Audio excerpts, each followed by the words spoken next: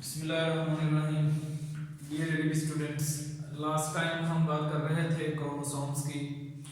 तो आज हम बात करते हैं केमिकल कंपोजिशन ऑफ क्रोमोसोम्स, यानी कि हमने ये देखना है क्रोमोसोम्स किस चीज़ से मिलकर बनते हैं। तो ज़रा थोड़ा सा जो पहले हमने पढ़ा है उसको हम रिवाइज कर लेते हैं। हम ये कहते हैं कि जितने भी लिविंग ऑर्गेनिजम्स हैं, तमाम के तमाम लिविंग ऑर्गेनिजम्स सेल्स से मिलकर बनते हैं। और हम ये देखते हैं कि तमाम सेल्स में एक सेंट्रल ऑर्गेनेली, एक सेंटर में उज़विया पाया जाता है जिसको हम न्यूक्लियस का नाम देते हैं। अब ये जो न्यूक्लियस है ये सेल के अंदर जिंदगी के तमाम अफ़आल और प्रॉपर्टीज और फंक्शंस को कंट्रोल करता है।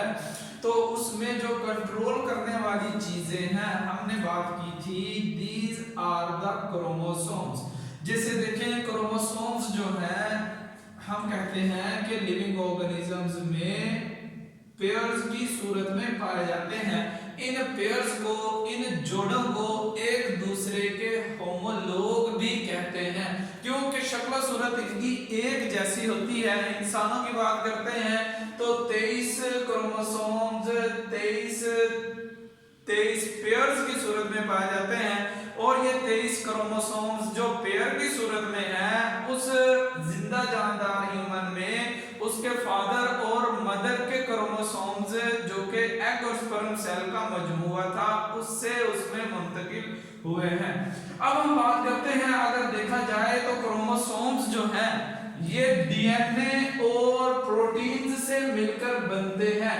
डीऑक्सी राइबोन्यूक्लिक एसिड जिसको हम डीएनए का नाम दे देते हैं, और इसी ही तरह से राइबोन्यूक्लिक एसिड भी जो है वो इसमें कुछ मिकदार में पाया जाता है जिसको हम आरएनए का नाम दे देते हैं। और इसी ही तरह से हम कहते हैं हिस्टोन है और एसिडिक प्रोटीन्स हैं। यानी हम देखते हैं हिस्टोन खास तरह की प्रोटीन्स हैं जो कि डीएनए के मॉलिक्यूल्स को ऑर्गेनाइज करती है क्रोमोसोम्स की सूरत में। अगर हम देखें शक्ल सूरत के एतबार से तो सपोज किया फॉर एग्जांपल कि ये हम एक क्रोमोसोम बना लेते हैं तो डीएनए जो है वो इस फॉर्म में नहीं है, बल्कि डीएनए हम देखते हैं डबल हेलिकल दोहरे स्प्रिंग की सूरत में मौजूद होते हैं।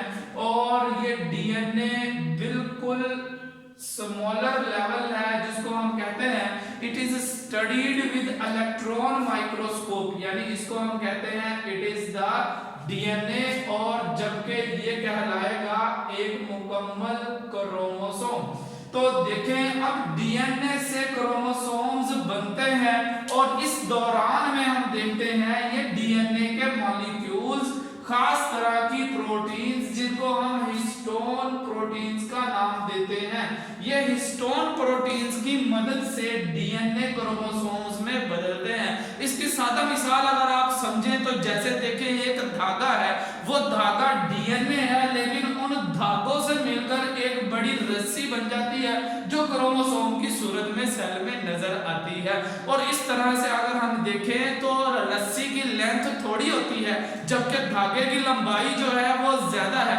इसी तरह से अगर ह्यूमंस में मौजूद डीएनए की अगर हम बात करें तो ह्यूमंस में मौजूद तमाम सेल्स का जो डीएनए है, अगर हम इस डीएनए को निकालकर लाइन अप करें, इस रस्सी को खोलकर एक धागे की शक्ल दें तो इसकी लेंथ इतनी लंबी हो जाएगी कि सियारा जमीन से लेके सियारा जुपिटर तक 6 राउंड 6 चक्कर मुकम्मल हो जाए। तो इस तरह से हम देखते हैं कि ये कुदरत का करिश्मा है। It is the natures Marvels how DNA is packed inside the chromosomes inside the nucleus that is mostly invisible। यानी कि ये कुदरत का करिश्मा हम कहते हैं कि डीएनए जो इतनी लंबी इतनी ह्यूज लेंथ का है कि वो क्रोमोसोम्स की सूरत में ऑर्गेनाइज हो जाता है और ना नजर आने वाले न्यूक्लियस के अंदर जो है वो पाया जाता है। न्यूक्लियस को जिसको भी हम इलेक्ट्रॉन माइक्रोस्कोप से स्टडी करते हैं या इसका बड़ा स्ट्रक्चर कंपाउंड माइक्रोस्कोप से भी नजर आ जाता है। तो अब देखें डीएनए जो है वो हम कहते हैं वो बेसिक वो बुनियादी यूनिट है जिससे मिलकर क्रोमोसोम्स बनते हैं और हम देखते हैं कि इस डीएनए में ही जीन्स पाए जाते हैं जिनको हम कहते हैं these are the hereditary unit.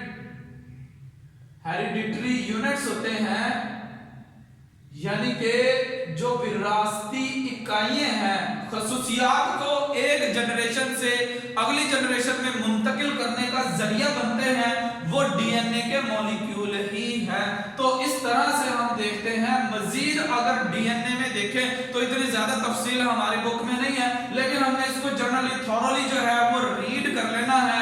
तो इस डीएनए में नाइट्रोजन से बने हुए कंपाउंड्स पाए जाते हैं जिनको नाइट्रोजनस बेसिस का नाम देते हैं।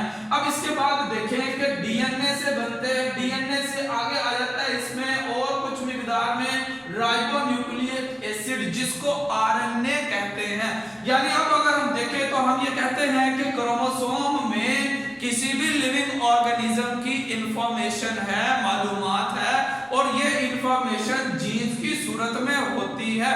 अब जब कभी भी ये डीएनए अपने अंदर मौजूद इंफॉर्मेशन को जाहिर करता है तो ऐसी सूरत में सबसे पहले स्टेप में, सबसे पहले मरहले में ये डीएनए अपनी एक्चुअल इंफॉर्मेशन को सेल से, न्यूक्लियस से साइटोप्लाज्म में नहीं भेजता, बल्कि अपनी इंफॉर्मेशन की एक कॉपी तैयार करता है और उसको साइटोप्लाज्म में भेजता है, जिसको हम कहते हैं कि ये मैसेंजर आरएनए की सूरत में होती है। लिहाजा इस तरह से डीएनए में जो पाए जाने वाली इंफॉर्मेशन है उस इंफॉर्मेशन की कॉपी आरएनए की सूरत में पैदा होती है। अब इस आरएनए को हम देखते हैं सेल में मजीद जिस मकसद के लिए पैदा किया गया था, यानी कि हम देखते हैं कि सपोज किया मिसाल के तौर पर इस डीएनए में यहाँ पर कोई जीन है, सपोज किया कि ये जीन इंसुलिन पैदा करता है, यानी इंसानों में इंसुलिन पैदा होती है जो ग्लूकोज के लेवल को डिक्रीज करती है, कंट्रोल करती है खून में। अब देखें क्रोमोसोम में वो जीन मौजूद है और क्रोमोसोम के अंदर जाकर देखेंगे तो डीएनए में एक खास जगह पर वो जीन जो है वो पाया जाता है। डीएनए जब उस इंसुलिन वाले जीन की कॉपी तैयार कर लेता है जिसको हम कहते हैं वो इंसुलिन वाले जीन का एक्चुअल में मैसेज है, इसको कहते हैं मैसेंजर आरएनए।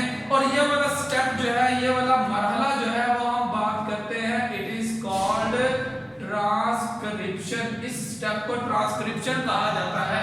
और इसी तरह से हम देखते हैं कि आरएनए से नेक्स्ट जो है प्रोटीन्स पैदा होती हैं। इंसुलिन एक्चुअल में एक प्रोटीन ही है। तो इस तरह से क्रोमोसोम्स अपने अंदर मौजूद जीन्स की इंफॉर्मेशन को जाहिर करता है जो डीएनए से आरएनए में और आरएनए से फिर बाद में प्रोटीन्स में कॉपी हो जाती है। वो मरहला जब डीएनए से आरएनए पैदा हो ट्रांसक्रिप्शन कहलाता है। और वो स्टेप जब हम देखते हैं आरएनए से या मैसेंजर आरएनए से प्रोटीन्स पैदा हो, इस मरहले को ट्रांसलेशन का नाम देते हैं। तो इस तरह से केमिकली हम देखते हैं कि डीएनए में जीन्स की जो इंफॉर्मेशन है वो ट्रांसलेशन के जरिए से सेल में जाहिर होती है। और इसी तरह से ये हिस्टोन प्रोटीन्स और एसिडिक प्रोटीन्स जो हैं ये क्या काम करती हैं देखते हैं हम। ये ऑर्गेनाइज करती हैं डीएनए को। ये सेल में किस स्टेज पर ऑर्गेनाइज डीएनए इनटू क्रोमोसोम्स के सेल्स में किस स्टेज पर किस जीन को जाहिर करना है। तो ये सारी की सारी इंफॉर्मेशन डीएनए में मौजूद है जो प्रोटीन्स, हिस्टोन और एसिडिक प्रोटीन्स पर लिपटता है और क्रोमोसोम्स की सूरत इख्तियार कर लेता है। तो इस तरह से हम कहते हैं कि क्रोमोसोम्स जो हैं वो किसी भी जिंदा जानदार की इंफॉर्मेशन को अपने अंदर महफूज रखते हैं और वो इंफॉर्मेशन डीएनए के लेवल पर महफूज होती है, मौजूद होती है। और डीएनए के